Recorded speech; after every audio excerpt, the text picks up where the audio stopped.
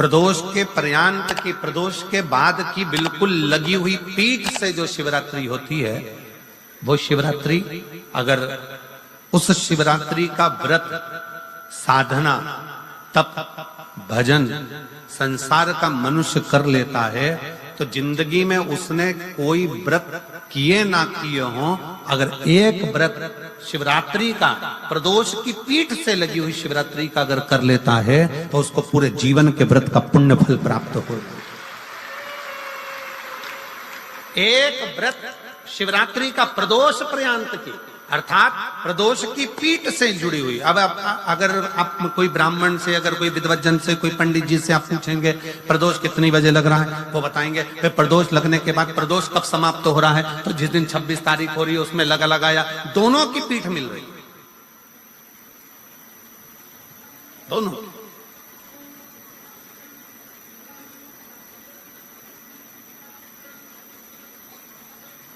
करो व्रत।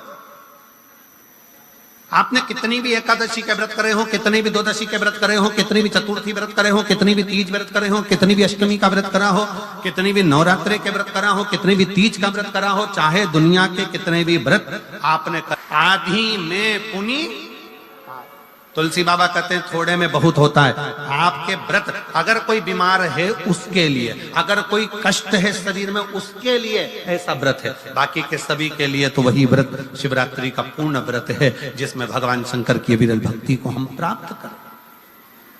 इतना विचित्र कर्म है, जरा विचार करिएगा कि प्रदोष काल का लगाया गया दीपक, प्रदोष काल, प्रदोष के दिन, प्रदोष काल का जो दीपदान होता है वो सरल नहीं होता, वो सहज नहीं होता। 5 स्थान की पूर्ति करता है। पहला, जम के बोलो, पहला स्थान किस चीज के लिए? काल सर्पदोष के लिए। दूसरा, पितृदोष। कैसा भी तुम्हें कोई पितृदोष बता दे, कितना भी तुमसे कोई कह दे कि तेरे घर में पितृ का दोष है, तेरे घर में ये दोष है, अगर आप प्रदोष के दिन, प्रदोष काल में, अर्थात सूर्य अस्त के समय के 2:45 तक का जो समय होता है, 2 घंटे के समय का, उसके अंतर्गत अगर आप प्रदोष काल के समय में भगवान शंकर को दीप लगाने के लिए अगर पहुंचे हो तो वो आपको फल देगा ही, पितृदोष का निवारण होगा ही, चाहे तुम कुछ करो चाहे मत करो, वो पितृ की शांति करा दे। दूसरे नंबर पर है पितृदोष। तीसरे नंबर पर है वास्तु दोष। हमारे घर का, अब एक बहुत सावधानी से श्रवण करना, वंश की वृद्धि नहीं है। 30 वर्ष शादी के हो गए, 40 वर्ष शादी के हो गए और औलाद है ही नहीं। डॉक्टर ने भी हाथ ऊंचे कर दिए, टेस्ट पे भी करवाया, IVF करवाया, सब कुछ तुमने करवा लिया, तो भी औलाद नहीं है। तब आखिरी में एक काम चालू करो, प्रदोष का दिन दोनों पति पत्नी व्रत चालू कर दो प्रदोष का, और प्रदोष काल में शाम के समय जाकर एक ही दिए में 2 लंबी बाती जानते हो ना, रुई की लंबी कपास की बाती 2, और दोनों बाती एक ही दिए में रखकर पति पत्नी दोनों उसको प्रज्वलित करना प्रारंभ करें, बाबा संतान देकर ही रहेगा, औलाद आएगी ही। दीप की जो बाती में अंतर आ जाता है, एक गोल बाती में और लंबी बाती में अंतर आता है, बहुत अंतर आता है। पितरों के लिए गोल बाती का प्रयोग बहुत कम होता है महाराज, देवी जी के लिए, माता रानी के लिए, जगत जननी के लिए गोल बाती का प्रयोग बहुत कम होता है महाराज, ध्यान रखिएगा। एक पितृ के लिए, एक जगत जननी जगदम्बा दुर्गा भवानी के लिए गोल बाती का प्रयोग कम होता है, लंबी बाती का प्रयोग ज्यादा होता है। क्यों? क्योंकि हमारे घर की कुल देवी और हमारे घर के पितर हमारे वंश की वृद्धि करें, इसलिए लंबी बाती रखी जाती है, जिससे हमारा वंश बहुत लंबा चले, बहुत उन्नति की ओर बढ़े, इसलिए लंबी बाती का प्रयोग किया। शिव महापुराण की कथा कहती है 5 जगह पर हमारा जलाया गया एक दीप जो प्रदोष के दिन प्रदोष काल में लगाया जाता है, 5 जगह पर भारी पड़ता है। पहले नंबर पर, जम के बोलते जाओ, काल सर्पदोष। दूसरे नंबर पर पितृदोष। तीसरे नंबर पर घर का वास्तु दोष। हमारे घर में कितना भी वास्तु दोष है, कोई ने कह दिया यहाँ बाथरूम नहीं बनना थी, यहाँ पर शौचालय नहीं बनना था, यहाँ सीढ़ी नहीं बनना थी, वो सीढ़ी वहां बनना थी, ये सीढ़ी वहां बनना थी। तुम पूरा घर तुड़वा के देख लो, उसके बाद में जैसा वास्तु वाले वैसा करा कर देख लो, उसके बाद भी तुमको शांति नहीं मिले तो समझ लेना कि तुम्हारे घर में अब वास्तु दोष तो तुमने दिखाकर समाप्त कर लिया, फिर भी वो समाप्त नहीं हो रहा, तो प्रदोष काल का लगाया गया प्रदोष के समय का दिया आखिरी में वास्तु दोष को भी समाप्त कर देता है और उसमें भी फल प्रदान करता है। काल सर्प दोष, पितृदोष, वास्तु दोष। चौथे नंबर पर 1 रुपया कमाया, 1.25 रुपए खर्च हुआ, पैसा आया गया। ये चौथे नंबर का व्यापार में थोड़े दिन दुकान अच्छी चली, थोड़े दिन बैठ गए, थोड़े दिन काम चला, थोड़े दिन बैठ गए, गाड़ी चली, थोड़े दिन फिर बैठ गए, अर्थात हमारी फैक्ट्री थोड़े दिन चली फिर बैठ गए, कहीं ना कहीं तकलीफ, थोड़े दिन खाते थोड़े दिन रोते वाला चल रहा है। तो प्रदोष काल का, प्रदोष के समय का दिया इस दुख को समाप्त कर कर रेगुलर एक जैसी सांझी, एक जैसी लक्ष्मी की वृद्धि करते चले जाए, प्रदोष काल का। और 5वें नंबर का प्रदोष काल का दिया, प्रदोष समय का दिया 5वें नंबर पर रोग का निवारण का, रोग निवारण।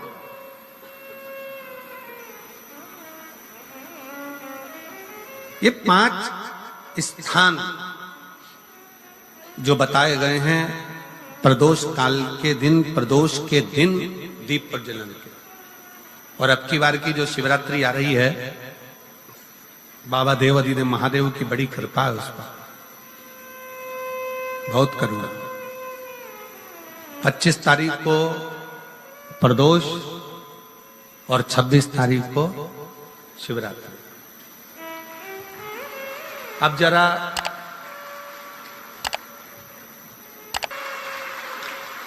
एक व्रत शिवरात्रि का प्रदोष पर्यंत की, अर्थात प्रदोष की पीठ से जुड़ी हुई। अब अगर आप कोई ब्राह्मण से, अगर कोई विद्वज्जन से, कोई पंडित जी से आप पूछेंगे प्रदोष कितनी बजे लग रहा है, वो बताएंगे। फिर प्रदोष लगने के बाद प्रदोष कब समाप्त हो रहा है, तो जिस दिन 26 तारीख हो रही है उसमें लगाया, दोनों की पीठ मिल रही, दोनों।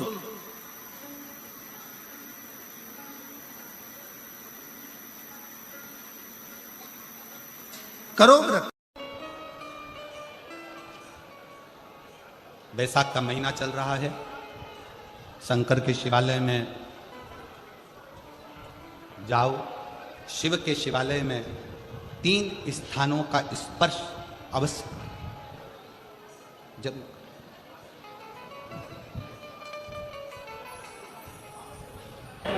किसी मंदिर में शंकर जी के शिवलिंग को छूने नहीं देते, जैसे दक्षिण साइड में, साउथ में, तो अपने ही घर में जो शिवलिंग है उसके 3 स्थानों का स्पर्श समझिए।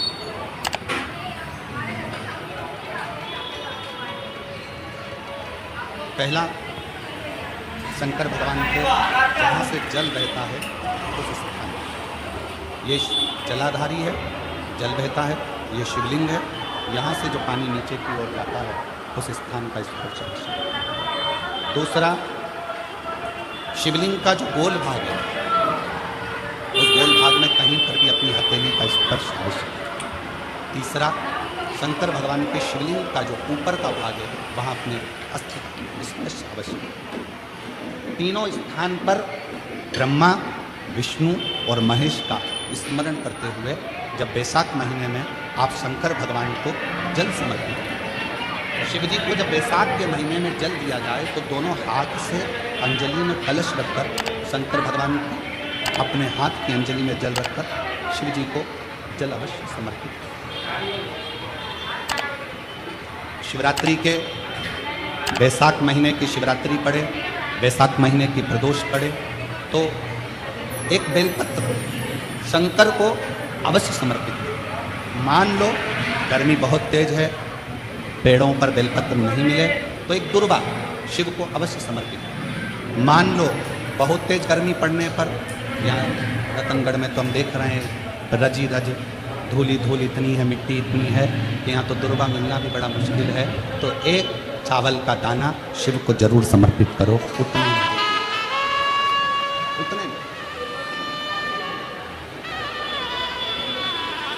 और बैसाख महीने में सबसे ज़्यादा जरूरी है, जो सबसे ज़्यादा जरूरी है बैसाख महीने में, वो जलाशय अर्थात अपने घर के नज़दीक में कोई पानी का स्थान हो, जलाशय हो, वहाँ का जल शिव को समर्पित करना, या शिव के नंदी के पास में। और हम तो कहेंगे शंकर का नंदी केवल मंदिर में मत देखो, आपके घर के आसपास में हमारे मारवाड़ की पहले की रीति रही है। राजस्थान में बहुत सालों पहले, जब लगभग 19-20 साल पहले हम फलोदी में आए, 20 साल और 20 साल पहले जब हम फलोदी में आए थे राजस्थान में, तो हमने उस फलोदी राजस्थान में देखा था कि प्रत्येक घर के बाहर पत्थर का एक छोटा सा कुंडा जैसा, दो चीज़ें हमने फलोदी राजस्थान में प्रत्येक घर के बाहर 20 साल पहले देखी थी। एक इतना बड़ा कुंडा पत्थर का जिसमें लोग भोजन रख देते हैं, और एक बड़ा सारा कुंडा जिसमें लोग पानी भर देते हैं, जिससे चिड़िया, पशु, पक्षी, गौ माता सब उस पानी को पीती रहे और आपका और हमारा कल्याण होता रहे। इस भाव से प्रयास करो, शिव जी को तो जल समर्पित करो।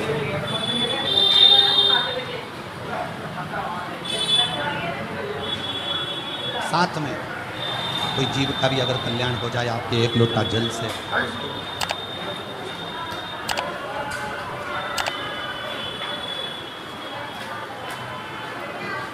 शंकर भगवान ओघड़दानी शिव, जिनका चढ़ा हुआ जल केवल मात्र स्पर्श, आचमन, दर्शन आपका और हमारा कल्याण करता है। अपने दुख को, अपनी तकलीफ, अपना कष्ट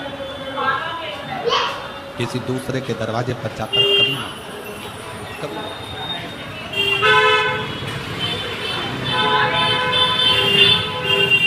अपने दुख को, अपनी तकलीफ को शिव जी के मंदिर में जब एक लोटा जल चढ़ाने के लिए जाओ, जब शिवालय में एक लोटा जल लेकर जाओ, जल चढ़ाते समय पंचाक्षर षडाक्षर मंत्र का जाप, श्री शिवाय नमस्तुभ्यम का जाप करो। और जब शिवलिंग जलाधारी ये चरण जहाँ से पानी बहकर नीचे गिरता है, वहाँ अपने हाथ को लगाकर अपने दुख को, अपनी तकलीफ को शंकर के उस अशोक सुंदरी गणेश कार्तिकेय के स्थान का स्पर्श करते हुए बाबा से जरूर कहो कि जैसे ये तुम्हारी बेटी है उसी तरह मैं तुम्हारी बेटी हूँ, जैसे तुम्हारे ये बेटे हैं वैसे मैं तुम्हारा बेटा हूँ।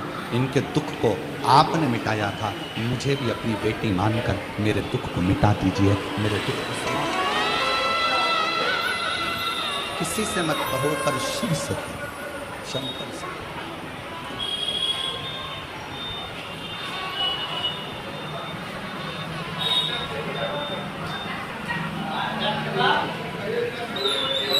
जब आप चरण पकड़कर अशोक सुंदरी की जगह पर अपने हाथ का स्पर्श करकर गणेश कार्तिकेय के स्थान का स्पर्श कर कर शिव से कहोगे तो शंकर अपनी औलाद आपको बनाएंगे और अपनी पुत्री समझकर आपका दुख जरूर मिटाएंगे। से श्री शिवाय नमस्तुभ्यम ज़्यादा नहीं तो 11 बार तो निकाल लिया करो। ये शरीर, ये हृदय, ये चित्त, ये वृत्ति परमात्मा के चरणों में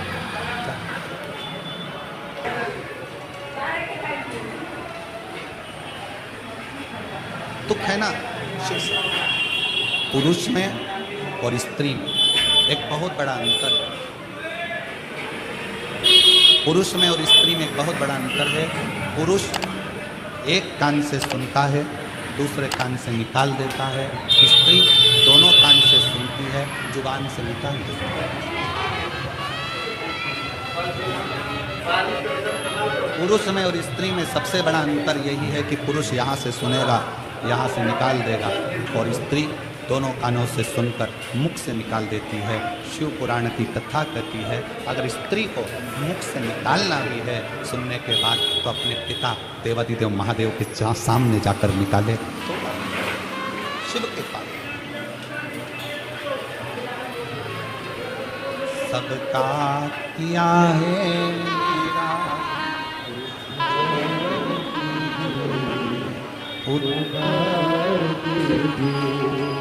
हे त्रिपुरारी हे त्रिशूलधारी। आपने सबका कल्याण किया तो मैं कैसे रह। मेरा उघड़दानी मेरा शंकर भगवान उसी को बुलाता है जिसकी झोली उसको खुशियों से भरना होता है।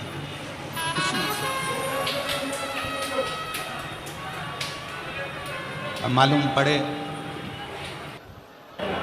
पूरा रतनगढ़ का लोग कथा सुनने के लिए आ जाए तो शंकर भगवान को 3 महीने में देना है, ये शिव पुराण का प्रमाण है।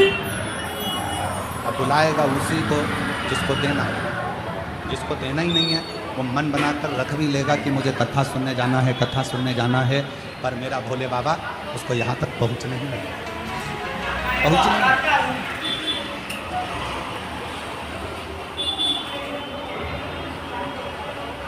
कल कथा में अपन ने श्रवण किया था कि संकल्प आपका होता है और पूरा करने वाला देवादिदेव महा कोई दूसरा नहीं पूरा करेगा।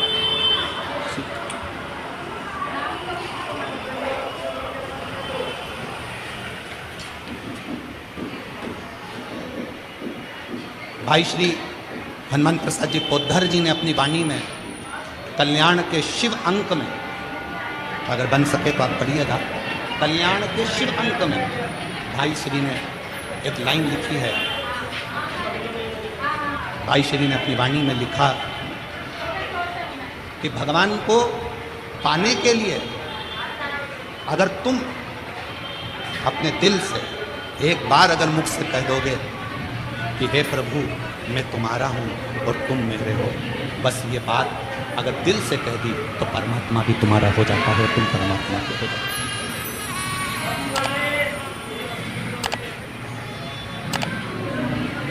जरूरी नहीं कि उपास करोगे तो भूखे रहना पड़ेगा। व्रती का मतलब क्या होता है? व्रती का मतलब क्या है? एक सिंहपुर प्रदेश में एक व्रती ब्राह्मण रहता था। व्रती ब्राह्मण का मतलब यह है कि वो कुछ खाए पीने से या उपास रखने से, साबूदाना खाने से, मोरधन खाने से, चिप्स खाने से, वेपर्स खाने से, पपीता खाने से, सेवफल या केला खाने से व्रत नहीं होता।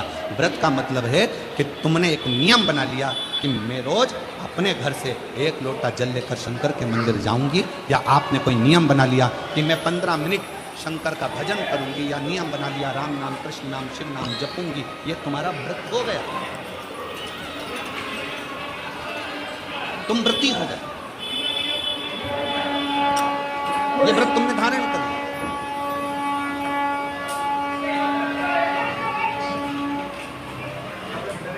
कई माताओं ने नियम बनाया, रतनगढ़ की ही रहने वाली माताएं, कई माताएं रतनगढ़ की ही रहने वाली पंडाल में रह रही, कई माताएं रतनगढ़ की।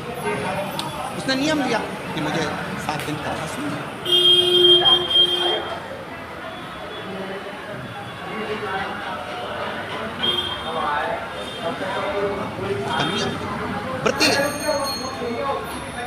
व्रत करने का मतलब यह नहीं है कि तुमने उपास करा, कुछ खाया पीना छोड़ दिया, कुछ खाना पीना छोड़ दिया तो भगवान तुमसे प्रसन्न हो जाएगा। शिव महापुराण की कथा कहती है, शंकर भगवान की कथा कहती है, यहाँ शिव पुराण कहती है कि आपका एक व्रत, कुछ भी अपनी जिंदगी में एक संकल्प, एक नियम ले लो, शिव पूरा व्रती हो गए। एक ब्राह्मण रहता था बड़ा प्रसिद्ध,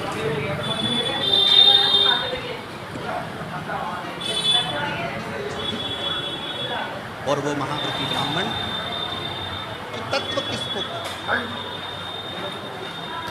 शंकर की भक्ति किसको कहते। शिव पे चढ़ा हुआ जल साधारण नहीं, शंकर पर चढ़ी हुई बेलपत्र साधारण नहीं। पूज्य संत शिरोमणि श्री कौशिक जी महाराज जी कहते हैं, जिन्होंने अपनी वाणी में बेलपत्र की महत्वता शमी पत्र की महत्वता, शमी के वृक्ष की महत्वता, साथ में श्री शिवाय नमस्तुभ्यम की महत्वता अपनी वाणी में निरंतर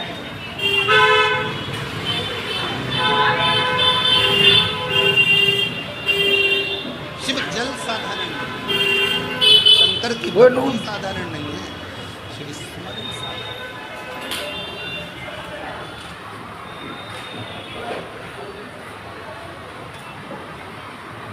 कितना फल है जल का। पार्वती जी को मालूम था शंकर जी को इतनी जल्दी प्रसन्न नहीं कर सकते, तो पार्वती जी ने एक नियम बनाया, पार्थिव शरीर का निर्माण करना और शिव जी को एक लोटा जल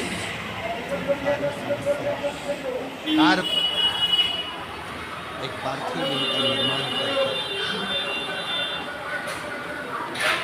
जल समर्पित।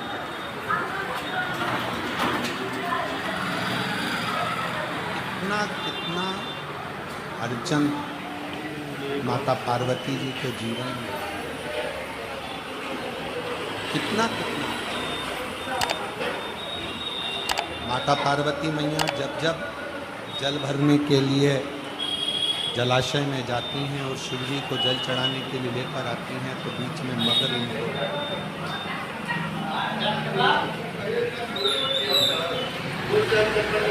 कहीं पार्वती मैया जब भगवान शंकर को रिझाने के लिए आती होती हैं, तो फिर कोई ना कोई क्रम होकर उनकी अर्चना जो हो रही है, भजन जो हो रहा है, स्मरण जो हो रहा है, उसमें अर्चना। महापुराण की कथा कहती है कि जब भी आप कोई तप करेंगे, साधना करेंगे, भजन करेंगे, कीर्तन करेंगे, मंत्र जाप करेंगे, नाम जाप करेंगे, स्मरण करेंगे, तो थोड़ी ना थोड़ी अर्चन बीच में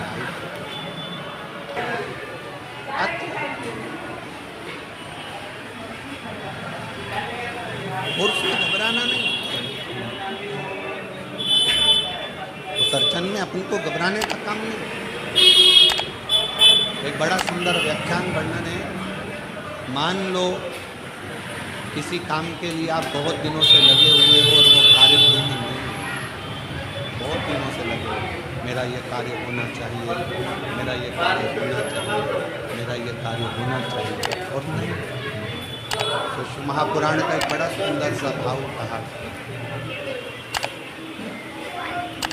बहुत सुंदर सा भाव वर्णन किया कि बेलपत्र का जो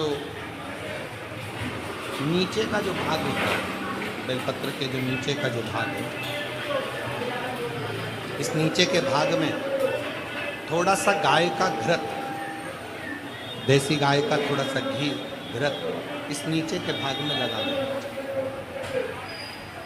ये उनके लिए भी है जो बहुत दिनों से कोई कार्य करना चाह रहे हैं पर हो नहीं रहा, बहुत दिनों से लगे हुए हैं, आज होगा, कल होगा, परसों होगा, कोई फाइल अदालत में अटकी हुई है, कोई प्रशासनिक कार्य अटका हुआ है, कोई कार्य अटक रहा है, उसके लिए बहुत नीचे की जो डंडी है उसमें घृत लगा दो, घी का है, और इस 2 पत्ती और बीच